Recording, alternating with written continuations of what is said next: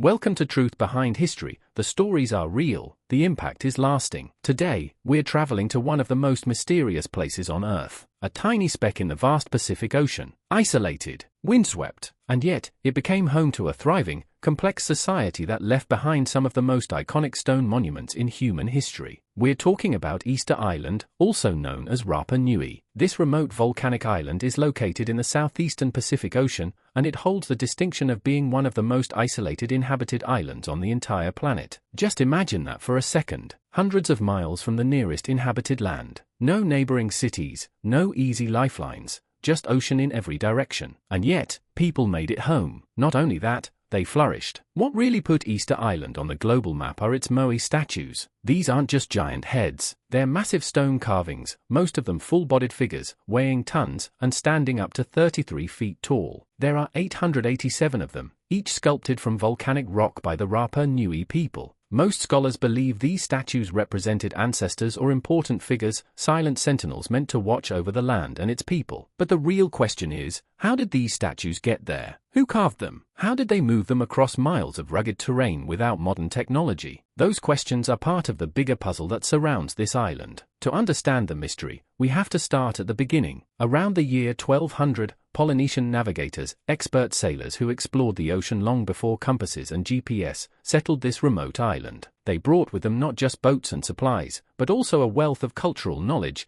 religious beliefs, and maritime techniques that allowed them to survive and build something extraordinary. And that brings us to the heart of the mystery. Despite its isolation, or maybe even because of it, Rapa Nui developed a sophisticated society. But it didn't last. Eventually, that society collapsed. And to this day, scholars continue to ask the same question: how could a culture capable of building something so grand and spiritual fall into such deep decline? In this video, we'll explore how it all began, how it all unraveled, and what lessons we can learn from it today. Now let's take a closer look at how the Rapa Nui civilization rose to power in the first place. To understand the collapse of Easter Island, we first need to understand its rise. Because what happened on Rapa Nui wasn't just survival in isolation, it was civilization in full form. The Rapa Nui developed a highly organized and complex social structure. This wasn't a loose collection of tribes. It was a stratified society with clear layers of leadership, religious authorities, and specialized workers. You had chiefs and priests who held political and spiritual authority. You had artisans who carved the moai. You had laborious farmers and navigators, all working within a social system that ran with surprising coordination. One of the greatest testaments to their adaptability was their agricultural innovation. This island isn't exactly a paradise for farming. The soil is thin, the climate can be harsh, and the isolation means no backup food supply. But the Rapa Nui were clever. They used rock gardens, plots of land where they placed stones over the soil to retain moisture and protect crops from the wind. They built stone-walled enclosures called manavai to create microclimates, shielding their plants from the elements. They even constructed chicken houses, which were not only a source of food but also a way to fertilize the soil and maintain sustainable farming practices. But the most striking example of their ambition was the construction of the moai statues. These were not small projects. Each statue required planning, tools, manpower, and a whole lot of religious motivation. The moai were carved from volcanic tuff at the Reino Raraku quarry and then somehow transported across the island, some of them several miles, to be placed on stone platforms called a hu. This process wasn't just technical, it was spiritual. It reflected the belief that the ancestors had power, and that power could be channeled into protecting the community through these monuments. At the height of this civilization, around the year 1500, the population of Rapa Nui is estimated to have reached between 7,000 and 10,000 people. That's a significant number when you consider the island's limited resources and extreme isolation. These people built, farmed, worshipped, and worked together in ways that created a functioning, resilient society. But as with many societies that grow quickly and push their environment to the limit, growth can come at a cost. Up next, we'll take a closer look at the environmental destruction hypothesis, the idea that the very success of the Rapa Nui may have sown the seeds of their downfall.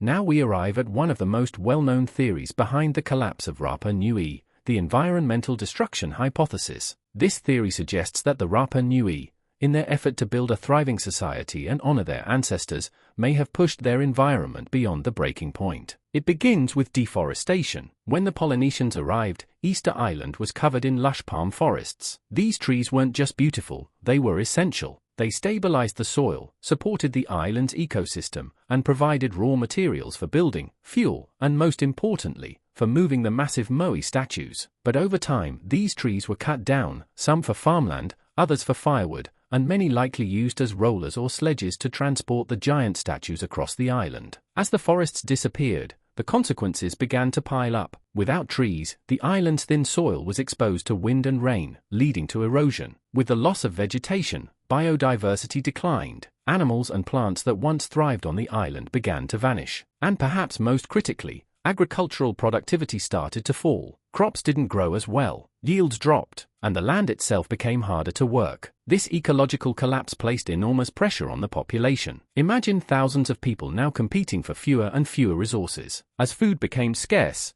tensions rose, conflict likely increased, cooperation broke down, and instead of a thriving society, what remained was one trying desperately to survive. The theory doesn't stop there, though. It suggests that the very act of building moai, those iconic statues, may have been part of the problem. With so much labor and energy directed toward carving and transporting these massive figures, fewer resources were available for food production and sustainability. But here's where things get interesting. While this theory is widely supported, not everyone agrees it tells the whole story. Some scholars question whether deforestation alone could have caused the collapse. They argue it was likely just one piece of a much larger puzzle, a combination of environmental, social, and external forces all interacting over time. And that leads us to the next chapter in the story, other theories of collapse that go beyond the trees.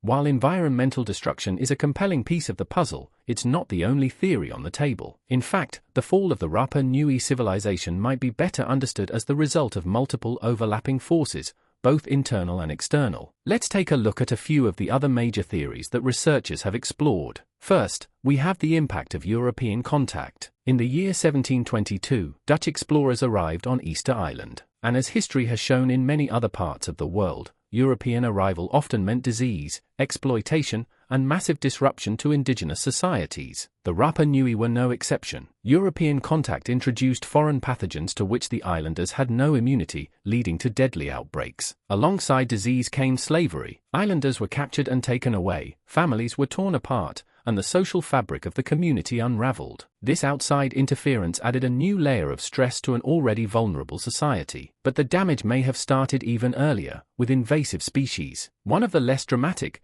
but equally devastating, culprits might have been the Polynesian rat. When the first settlers arrived, they likely brought rats with them, unintentionally. These rats thrived in the palm forests, feeding on the seeds of the very trees the islanders depended on. Over time, they may have prevented those trees from regrowing. So even as humans were cutting the forests down, rats were making sure they didn't come back. The result? Accelerated deforestation, without any chance of recovery. Then there's the possibility of intertribal conflict. Archaeological evidence shows signs of warfare, including the purposeful toppling of moai statues. These events, known as huri moai, suggest that tensions within the island community eventually erupted into violence. Competing clans may have fought over dwindling resources, and the very symbols of unity and ancestry, the moai, became targets in that conflict. Toppling a rival clan statue would have been a powerful act of defiance and destruction. Lastly, some researchers point to resource misallocation. As the society became increasingly focused on building moai, it may have diverted too many resources away from more practical needs like agriculture, water management, and defense. The obsession with monumental construction, though spiritually significant, may have come at the cost of long-term survival. Each of these theories offers a different lens on what might have gone wrong, and together they suggest that the collapse of Rapa Nui was not the result of a single mistake, but rather the accumulation of many pressures over many years. Next, we'll look at what all of this means for us today, and what lessons we can take from the rise and fall of Easter Island. So what does all of this mean for us? Why should we care about what happened on a small island in the Pacific hundreds of years ago? Because the story of Easter Island is not just about the past. It's about patterns that show up in societies all over the world, again and again. The collapse of the Rapa Nui civilization may have taken place in isolation, but the warnings it offers are anything but distant. One of the clearest lessons is the danger of overexploiting the environment. The Rapa Nui cleared their forests faster than they could regrow. They used up resources without a long-term plan to replace them, and in doing so, they altered their island's ecosystem so dramatically that it could no longer support them. Sound familiar? In today's world, we are facing global deforestation, species extinction, and climate change, all signs that we, too, are pushing our ecosystems to their limits. But it's not just about the environment. Easter Island also teaches us about the risks of inflexible social systems. When a society invests too much in symbols, whether it's moai statues, monuments,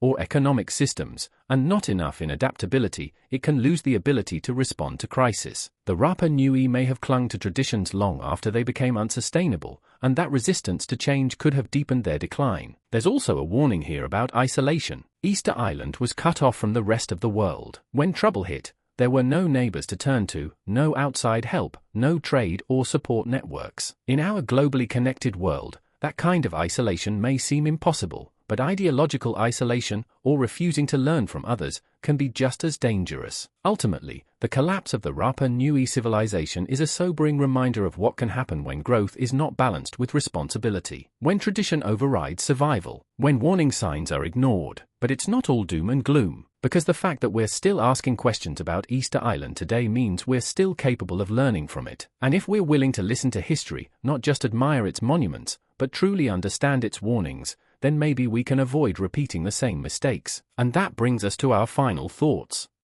The mystery of Easter Island isn't just a story carved in stone, it's a reflection of who we are and who we could become. A civilization rose from the waves of isolation. It thrived, it built, it believed, and then it declined, slowly, painfully, with signs all along the way. What happened to the Rapa Nui wasn't inevitable. It was the result of choices, of priorities, of systems that failed to adapt. And in many ways, that's what makes their story so valuable to us now. It's a mirror. It asks us to think about how we treat our environment, how we organize our societies, and what we choose to value. Do we build for legacy or for survival? Do we listen to warnings or wait until it's too late? Easter Island may be far away, but its lesson is close. And if we take the time to understand it, to reflect on it, maybe we can write a different ending for ourselves. Thank you for watching this episode of Truth Behind History. If you found this story thought-provoking, powerful, or just plain fascinating, make sure to subscribe, like the video, and leave a comment sharing your thoughts. Have you heard of Easter Island before? What lesson do you think is most important for us today? And if you love uncovering the deeper truths behind the world's most mysterious and impactful events, be sure to check out the other videos on this channel. There's always more history waiting to be discovered, because here, the stories are real, and the impact is lasting.